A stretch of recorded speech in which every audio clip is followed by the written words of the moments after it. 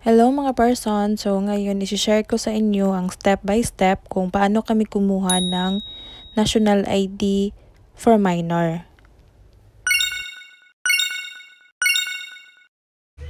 Get ready lang sa dalawang documents na ito kasi ito yung hinihingi. So appointment slip, ito na-keep ko pa from 2001, tsaka yung PSA life certificate ng bata. So ito lang talaga yung hinihingi nila, ito yung ipapresent. So, pumunta kami sa pinakamalapit na satellite office ng National ID. Verification of documents. So, pagkatapos mag-fill up ng form, tsaka yung verification of documents, pumunta na sa next na table para sa fingerprinting and sa image capturing. So, ito yung first. Ito yung kinunan yung sa mata. So, dapat nakadilat yung mata para klaro dun sa monitor. So, pag kumuha kayo ng National ID ngayon, super mabilis lang. Di katulad nung dati na mahaba yung line, tapos maraming tao. Tapos nung sa mata, ito na yung ID capturing. So, inayos lang yung buhok, papakita yung tenga, kasi dapat yung tenga daw is, klaro dun sa picture. Kung wala kayong appointment slip, I think okay lang naman, kasi meron naman silang form doon. Nakip ko lang yung 2021 na appointment slip niya kasi dati-dati pa kasi yun so tinago ko na lang.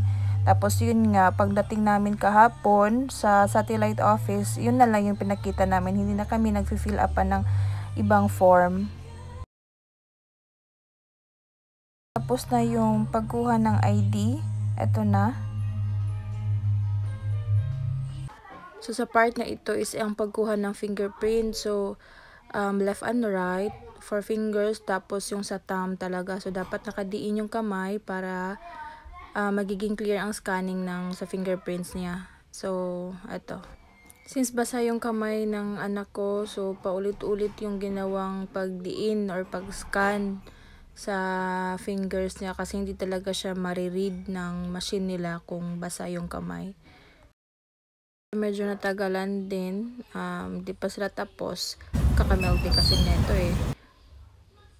Ito pa, sa thumb side na, diniin pa rin para klaro yung magiging resulta ng fingerprints. Pinapacheck dito kung tama yung spelling tsaka yung details.